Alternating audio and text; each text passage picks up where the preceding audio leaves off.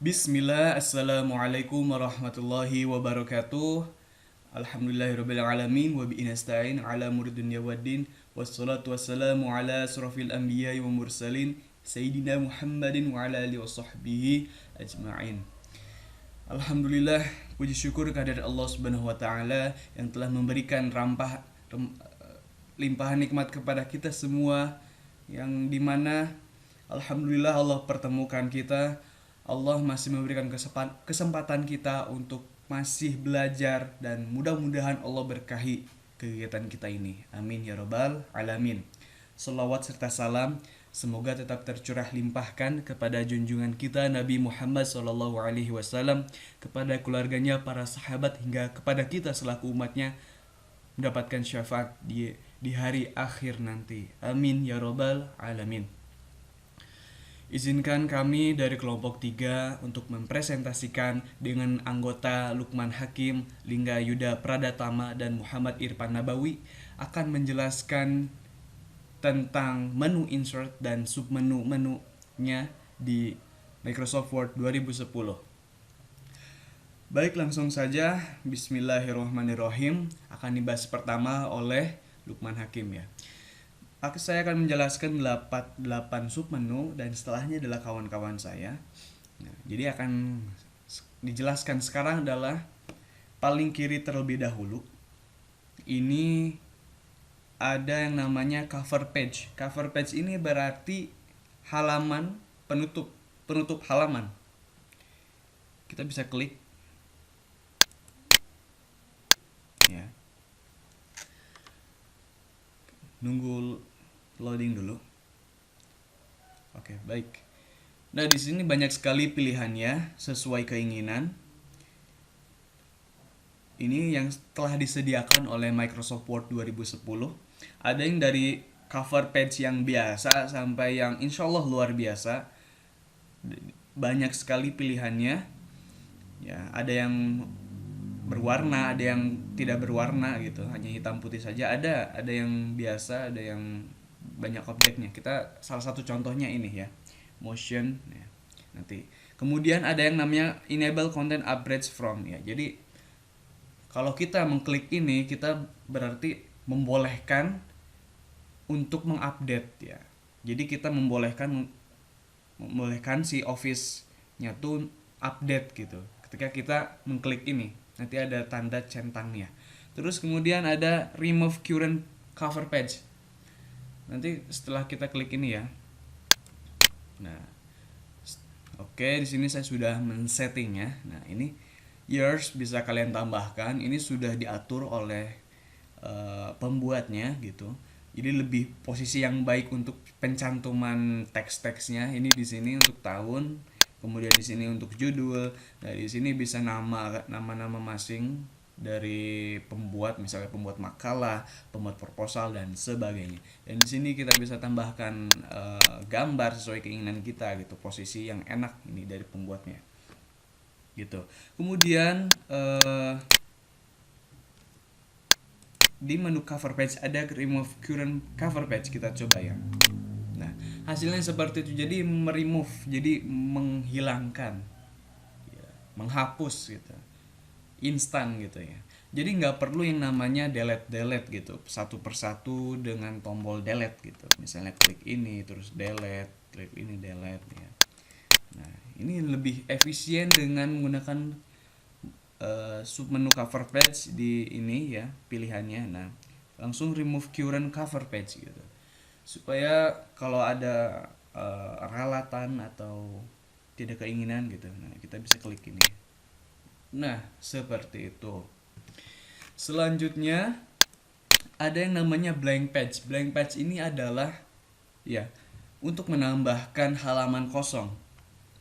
Artinya kita bisa menambah halaman baru ya. Klik ini ya. Maka halaman kita menjadi 3 halaman yang tadinya 2 halaman. Oke, itu fungsinya. Kemudian ada yang namanya page break. Page break ini adalah memindahkan atau memulai kembali di halaman selanjutnya gitu. Ya. Oke, fungsinya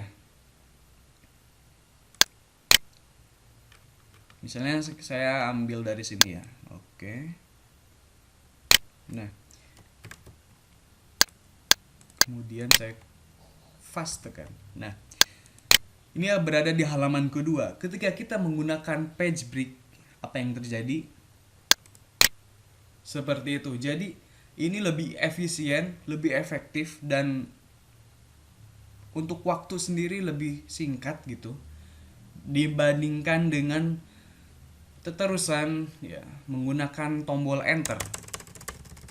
Nah, ini kurang baik sekali. Nanti akan kacau.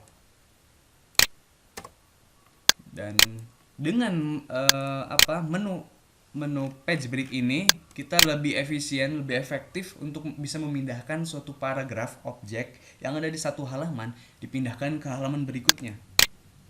Sehingga halaman yang tadi kita isi di halaman kedua itu berpindah ke halaman selanjutnya. Oke, selanjutnya adalah menu tabel. Selanjutnya adalah menu tabel. Ya. Menu tabel ini, oke, di sini terlihat dari tampilan pertama ya. Nah, di sini ada pencantuman tabel, pencantuman kolom baris secara instan. Kalau kita geser ke sini, ini adalah kolom. Kalau kita geser ke bawah, ini adalah baris. Nah, kita bisa sesuaikan kebutuhan. 2 baris 6 kolom misalnya, atau 5 baris 2 kolom ya. 5 kolom 2 baris. Nah, bisa kita isikan misalnya nomor, kemudian nama, waktu, terus kegiatan ya, dan paraf. Ya, itulah salah satu contoh ya.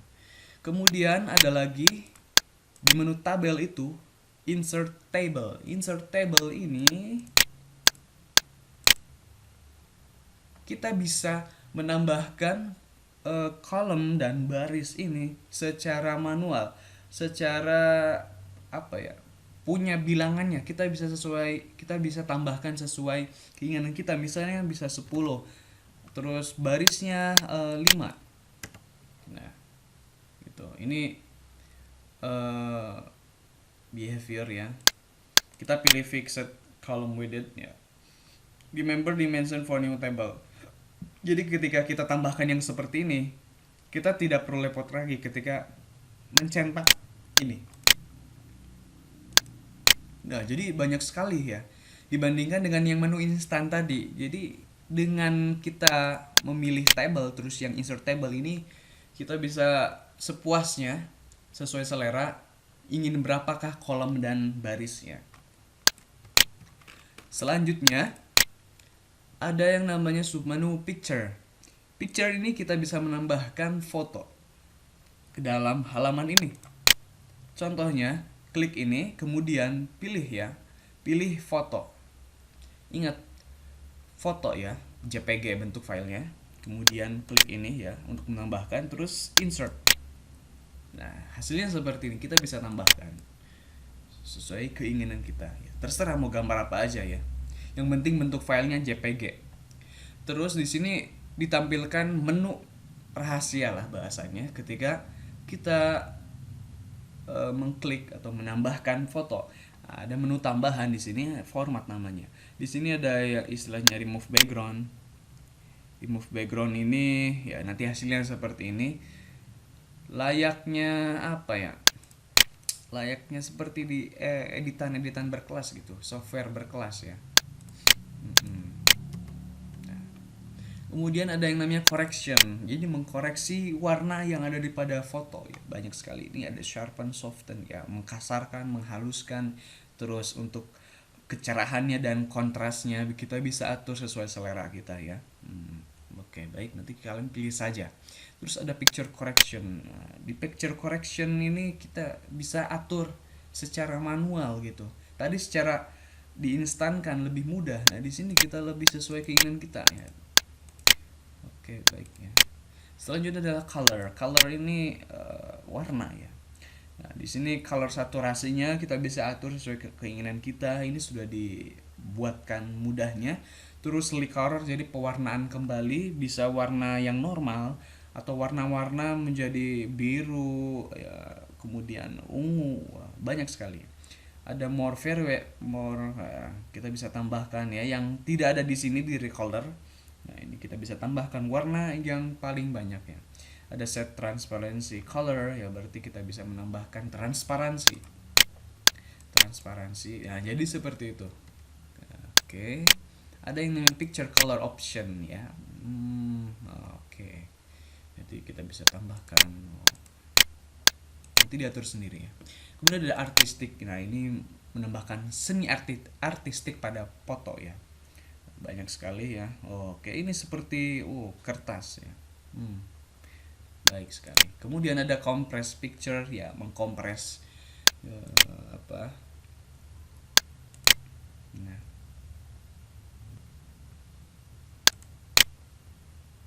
kemudian di sini ada yang namanya change picture. Jadi kita bisa mengganti foto atau gambar kita yang ada di objek ini dengan foto yang lain gitu. Jadi tanpa tanpa ribet untuk posisinya. Ataupun untuk reset, ini berarti reset picture ya, mengembalikan keadaan normal. Kemudian di sini ada pilihan bingkai-bingkai ya. Kalian bisa membuat bingkai foto ya. Banyak sekali pilihannya sesuai selera ya. Sesuaikan. Nah, gitu. Jadi kita nggak usah ribet gitu. Nggak usah ribet ke apa software edit gitu ya. Kemudian ada picture border. Ini memberikan warna pada garis-garis frame-nya foto gitu. Nah, ini menambah estetik juga.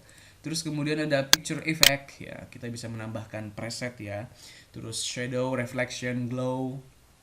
Nah, ini shadow, ini bayangan ya. Ini memberikan sisi-sisi pada gambar ini lebih halus. Kemudian ada bevel ya. Bevel lebih memberikan apa? Mencolokkan gitu. Memberikan tambahan ruang gitu. Kemudian ada 3D rotation seperti ini, miring-miring dan sebagainya. Ada picture layout, ini si gambar ini akan terconvert langsung menuju diagram ini gitu. Kemudian ada position nanti ini biasanya lebih apa ya, nah seperti ini hasilnya, jadi lebih otomatis gitu tanpa kita memindahkan secara manual si objek foto ini gitu. Dan kemudian bisa diatur juga dengan isi kalimat di satu halaman gitu. Nah, bisa ditengahkan, bisa di pinggir, atas, bawahnya. Kemudian ada wrap text. Ini terkhusus untuk satu objek. Jadi dengannya sub menu ini, kita lebih bisa leluasa memindahkan satu objek ini. Tanpa wrap text, kita nggak bisa pindah-pindahkan. Lihat, kursor saya sudah dipindahkan kemana, tapi gambar tetap sama di satu objek gitu. Malah sampai ngawur.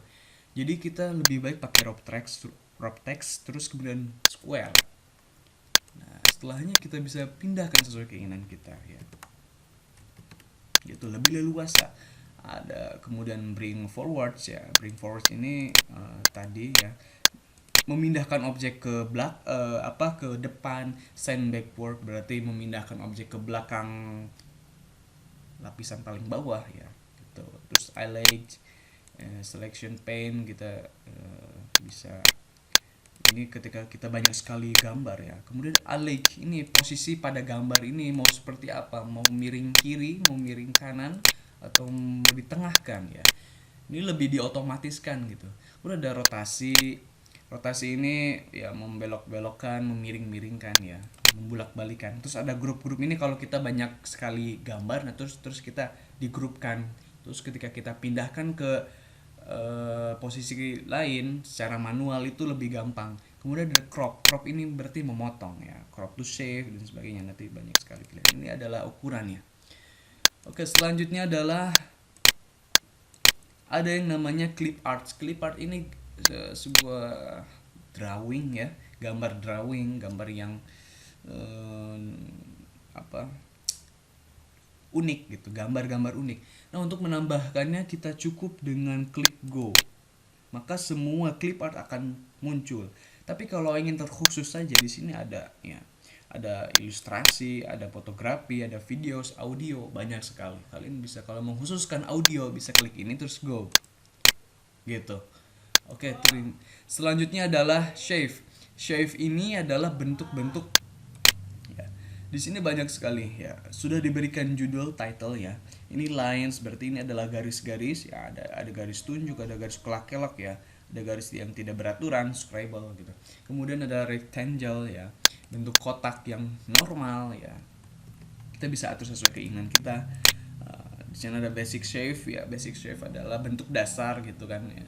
Ada circle, segitiga ya, sama. Terus ada yang cube gitu. Terus ada black arrows, ada petunjuk gitu. Ini seperti ini flow arts, start ada. Terus kemudian ada new drawing canvas. Ini berfungsi untuk mengkhususkan penggunaan shape. Jadi ketika kita menambahkan banyak sekali shape dalam satu ini, kita bisa memindahkannya secara berbarengan dibandingkan tanpa adanya kanvas ini, sehingga lebih memudahkan kita gitu. Oke, saya contohkan saja ya biar lebih gampang paham. Seperti ini dan seperti ini ya. Lalu kita klik yang ujung-ujung ini, kita pindahkan. Tapi sebelum itu kita klik wrap text, kemudian top up button aja lah, top and bottom, kemudian kita pindahkan. Nah, hasilnya seperti itu. Mana ya? Nah, nah lebih leluasa dan objeknya masih sama gitu. Ini lebih efektif gitu dibandingkan dengan penambahan shape tapi tanpa kanvas gitu.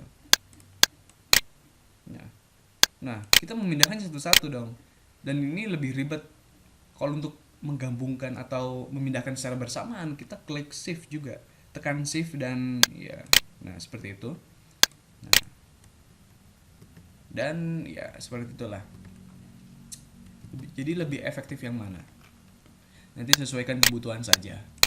Oke, kemudian ada smart art ya. Ini adalah berfungsi untuk menambahkan atau bentuk dari realisasi komunikasi informasi melalui diagram. Ini di sini diagram banyak sekali ya. Ada diagram daftar, terus proses ya. Ini nama-nama penamaannya. Ya, ini ini sesuaikan kebutuhan saja ya. Ini piramid nih biasanya digunakan apa? Predator makanan misalnya, terus matrix ya, cycle ini apa? Pertumbuhan apalah. Nanti disesuaikan kebutuhan saja gitu ya. Misalnya klik ini, oke. Oke, tunggu dulu. Nah, di sini kita bisa menambahkan. Nah, supaya tidak ribet sudah ditampilkan sebuah jendela atau Windows ini, nanti kita bisa menambahkan teksnya tuh dari sini gitu tanpa harus lewat sini.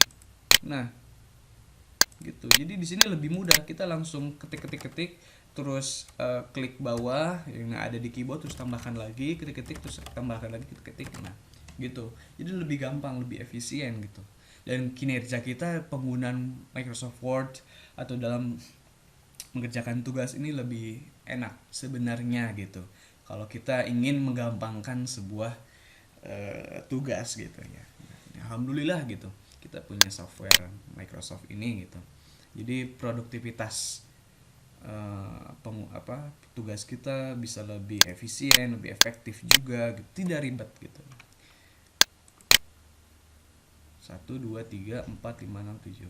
Oke, baik, mungkin itu saja penjelasan dari saya. Kurang lebihnya mohon maaf.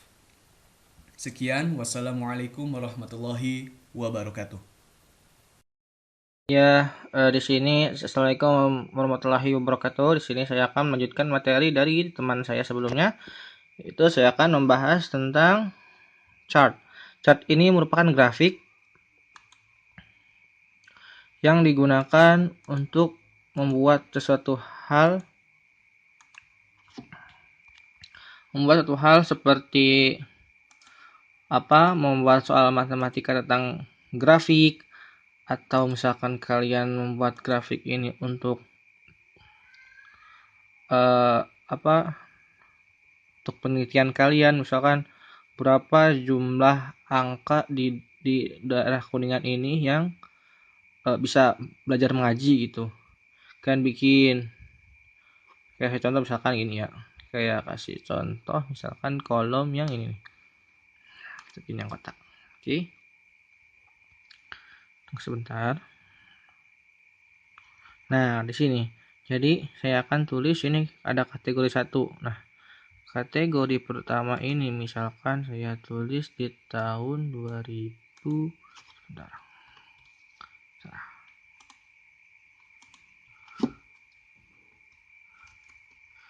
Nah, soalnya 2016 misalkan. Oke.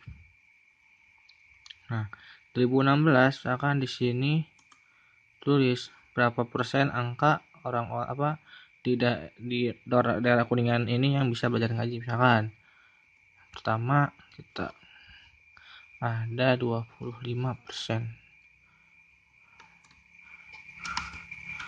2% orang yang tidak bisa mengaji di daerah Kuningan. Nah, dan seterusnya. Kalian tinggal diubah-ubah saja, dan ini grafik terserah kalian mau yang misalkan grafik batang atau grafik diagram grafik batang atau diagram berupa diagram atau diagram lingkaran, terserah kalian. Oke. Setelah membahas tentang grafik, sini saya akan membahas setelah tadi membahas tentang diagram atau grafik, di sini saya akan membahas tentang screenshot. Nah, screenshot di sini berfungsi untuk menangkap layar yang ada di laptop kalian. Misal saya akan menangkap tulisan Google. Oke, Google. Nah, akan tersalin di sini kan Google. Oke, kalian paham? Nah, terima kasih. Setelah ada screenshot, di sini saya akan melihat online video. Nah, dalam video ini jadi kalian menerapkan video-video online yang ada di YouTube atau Google Chrome lainnya dan ingin dimasukkan ke dalam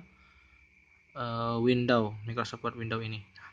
Setelah itu kalian ada hyperlink ini, jadi kalian bisa memasukkan link-link di browser ataupun misalkan kalian mempunyai makalah gitu, terus kalian ingin menjelaskan di makalah yang kalian pengen buat gitu, kalian buat di makalah yang baru dan kalian ambil referensi di makalah yang lama, maka kalian mengubah dokumen tersebut dengan berupa link. Contoh hyperlink, kita buka ya. Sini misalkan saya buka, misalkan di sini saya buka negatif COVID. Nah, oke. Maka di sini akan otomatis tercetak biru dan ini merupakan link. Terus ini bookmark. Bookmark di sini adalah catatan penting yang kalian ingin lihat. Misalkan kalian contoh kucing.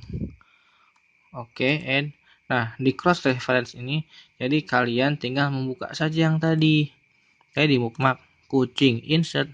Nah, bentar.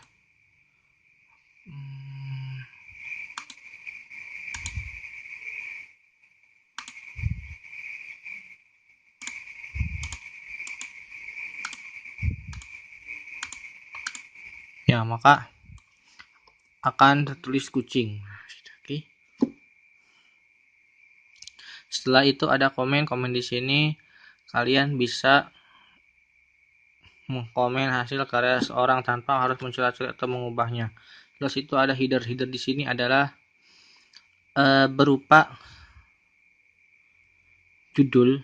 Jadi kan kalau header ini kan judul yang berada di atas, contoh ini di atas teks ya, kayak ini tuh di atas. Tapi kalau ini kan tadi kita bahas tentang tentang headernya. Kalau footer itu di bawah, ini di atas. Kalau footer itu di bawah. Nah, misalkan kalian pengen buat judul ada di novel atau apapun, misalkan kisah seorang pramuria, boleh juga sama kisah seorang pramuria, nah maka bisa diisi. Caranya seperti itu. Nah, yang terakhir saya akan misalkan fake number. Fake number ini merupakan nomor halaman. Oke, mungkin sekian yang dapat saya sampaikan. Kurang lebih mohon maaf. Wassalamualaikum warahmatullahi wabarakatuh.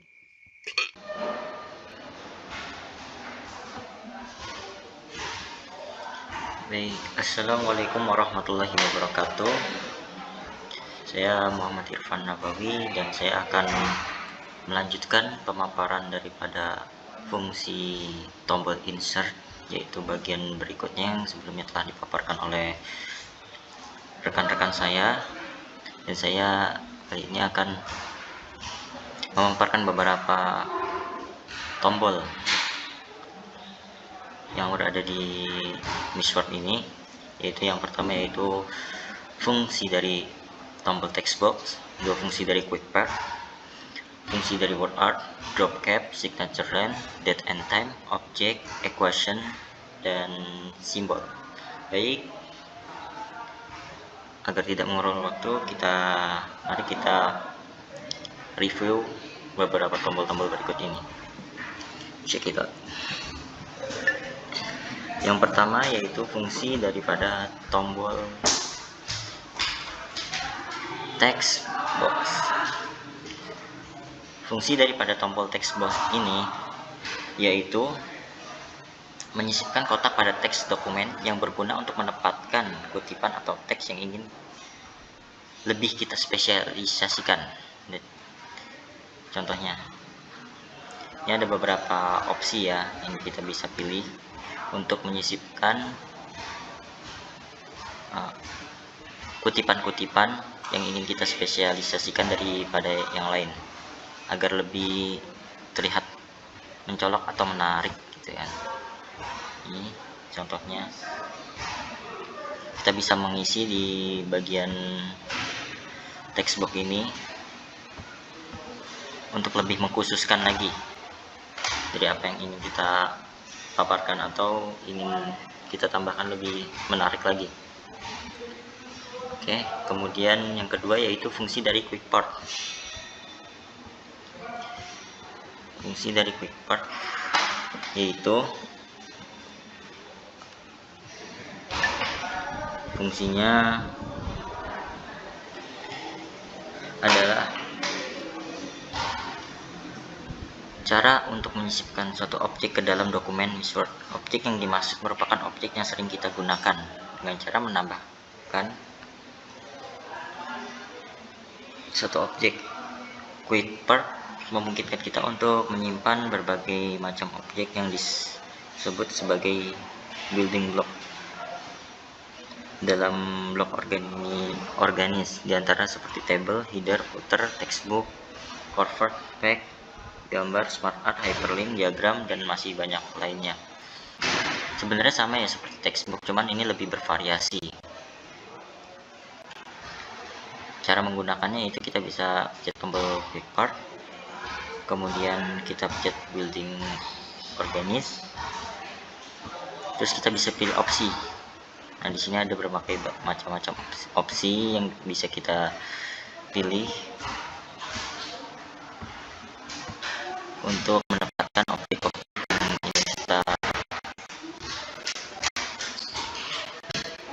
insert ke dalam suatu dokumen, seperti itu. Jika kita sudah cocok dengan apa yang kita pilih dari tema-tema berikut ini, maka kita bisa langsung tekan insert seperti ini. Nah, seperti itu kira-kira. Kemudian yaitu berlanjut ke tombol berikutnya adalah word art. Fungsi daripada word art yaitu membuat kalimat atau kata atau menulis dengan menjadikan huruf lebih bervariasi atau terlihat efek artnya atau seninya. Di sini kalian bisa memilih, kita bisa memilih macam-macam daripada huruf-huruf ini sesuai dengan selera kita. Ya, seperti itu contohnya. Dan menu ini ada di menu insert. Kemudian kita bisa pilih word art, terus kemudian kita bisa pilih banyak sekali option di sini. Berlanjut ke tombol berikutnya, yaitu drop cap. Yaitu drop cap. Drop cap adalah suatu cara atau suatu tombol yang membuat huruf pertama pada paragraf tertentu itu lebih besar. Maaf, ini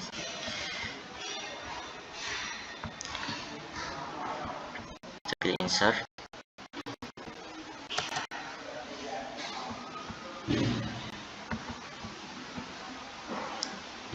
Kemudian kita pencet drop cap. Kita nulis terlebih dahulu pertama. Kemudian kita pilih opsi, ada in margin, dropper, dan masih banyak lainnya di sini. Seperti itu. Intinya fungsi dari drop up ini memberikan efek kesan menarik pada suatu karya tulis seperti halnya novel, kemudian koran, dan karya-karya sastra lainnya. Tapi lebih banyak kita temukan itu di koran, yaitu digunakan agar lebih menarik konsumen, seperti itu. Kemudian signature line, kita lanjut ke signature line.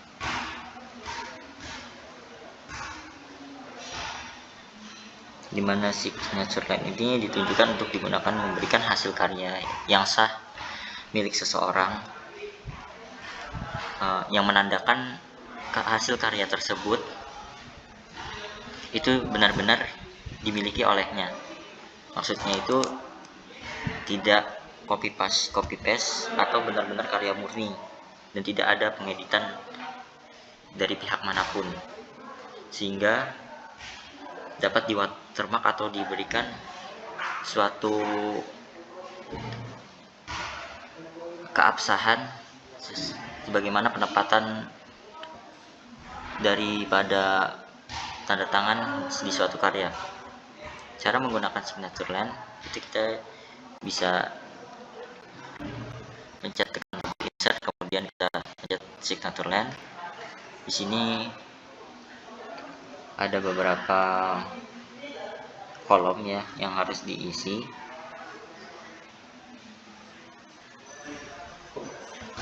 Ini diisi semua terkait dengan judul, kemudian bisa dimasukkan nama, jabatan, email, ataupun judul daripada karya yang ingin kita paparkan, seperti itu. Kemudian date and time. Date and time ini ya fungsinya adalah untuk menambahkan tanggalnya. Yang misalnya mager-mager nulis tanggal dan atau sering lupa-lupa tanggal, kita bisa mendapatkan date and time karena date and time ini selalu update setiap harinya. Jadi kalian tidak perlu lagi melihat bertanya-tanya ketika ingin membuat suatu karya ini tanggal berapa, kita bisa langsung masuk ke date and time dan kita bisa kutip dari date and time tersebut, kemudian menyisipkannya ke dokumen kita gitu. Jadi isinya lebih praktis di situ. Kemudian objek, kita berlanjut ke objek.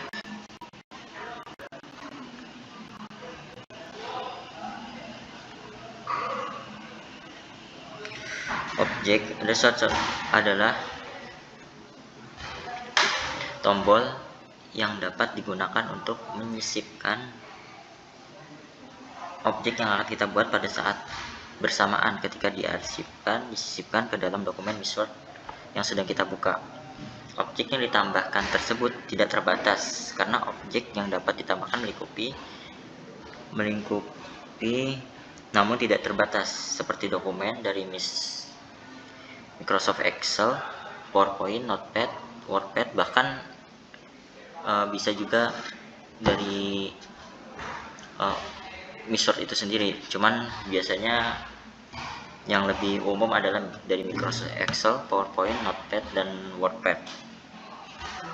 Kemudian di objek ini ada dua opsi. Yang pertama objek dan text from file. Dan yang mana di sini ada spesifikasinya masing-masing dan memiliki perbedaan masing-masing dan karakter masing-masing.